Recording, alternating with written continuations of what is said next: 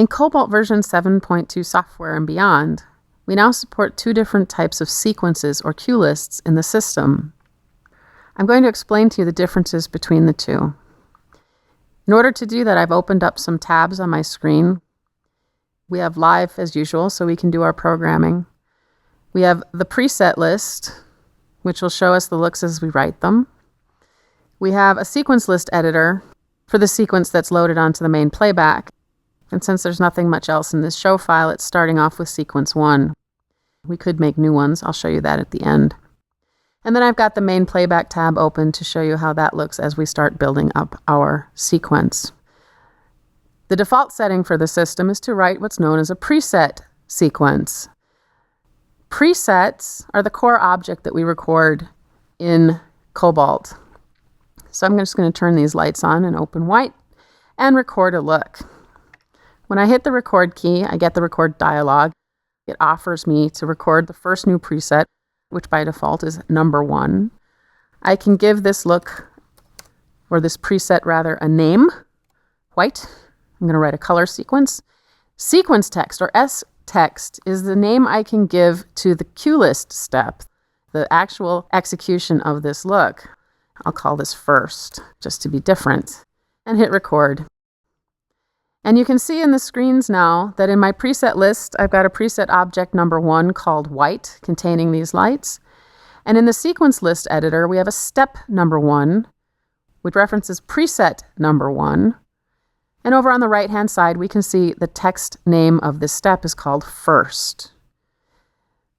We're going to write a couple more presets, and then I'll tell you what's actually happening here. So I'm just going to throw in some color, record the next look. It offers me preset 2 because that's the next available whole numbered look from where I am right now. I'll call this cyan on the preset, and I'll call it second within the sequence because it's the second look. So you can see I have 2 lines in each of my editors, a white look and a cyan look, 1 and 2. And in my sequence editor, my first and second cue, which use the white look and the cyan look.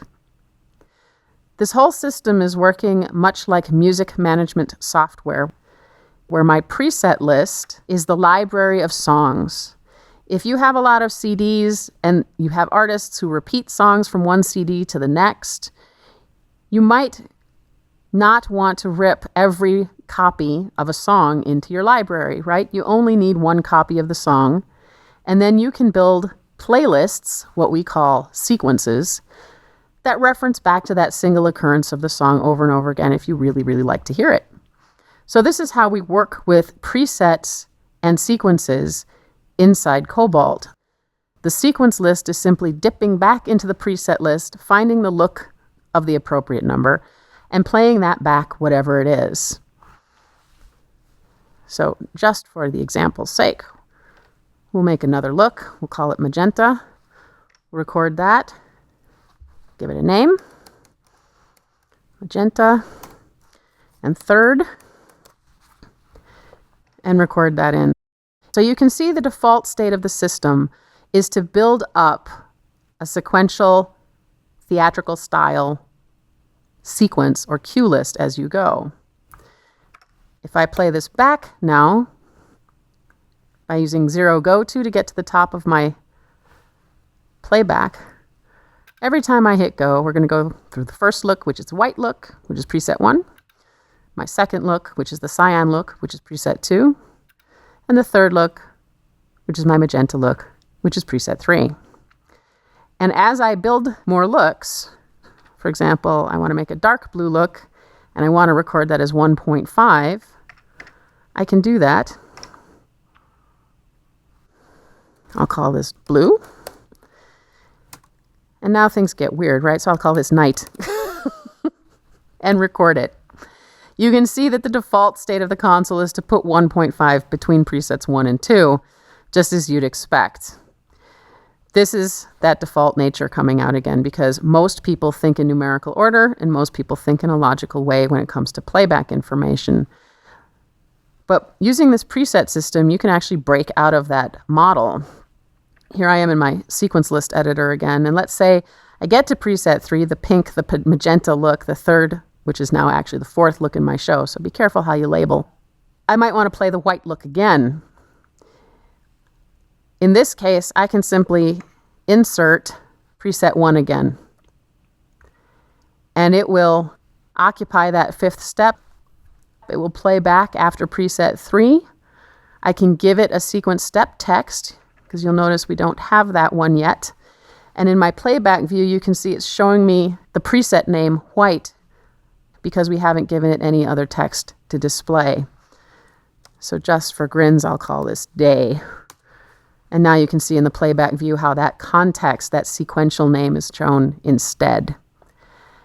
You can continue on from here, inserting or reusing presets as you will. So let's say we want to play pink again. I simply insert number 3. If I want to play cyan again, I insert number 2. And you can see how those presets simply get reused throughout my sequence. The advantage to this is that if you make a change to preset 3, you only have to update one spot.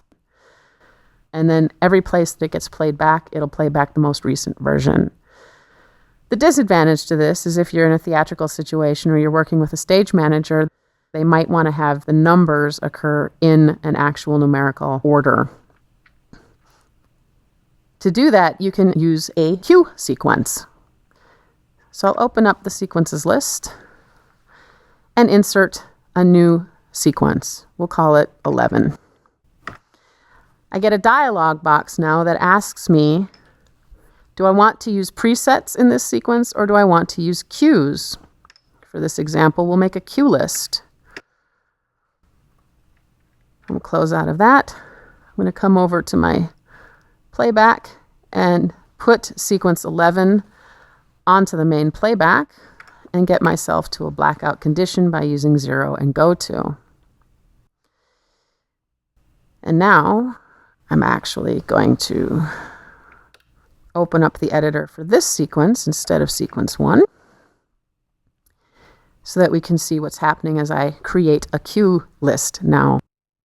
You can see the main playback looks a little different because we are using cues instead of presets.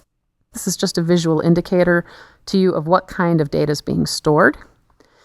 Again, we have the empty sequence editor next to that and the preset list on the other screen.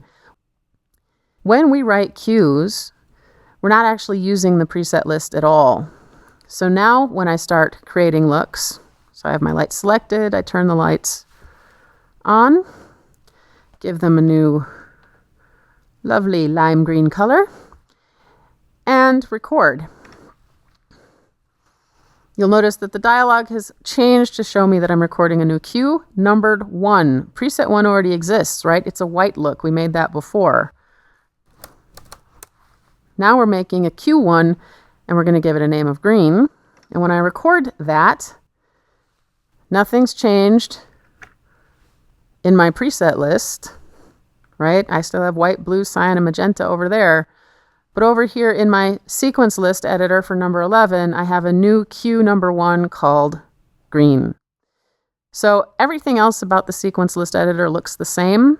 All the timing options are there, naming options, etc.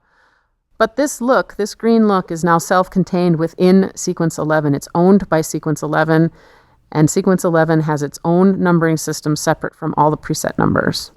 So this is a way where you can work with multiple sequences and have multiple cue 1s, which is great in a busking scenario.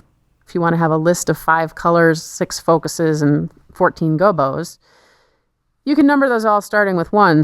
So you can go to the 2nd color, to the 3rd focus, and to the 12th gobo if you wish, without having to use those unique numbers of the preset system.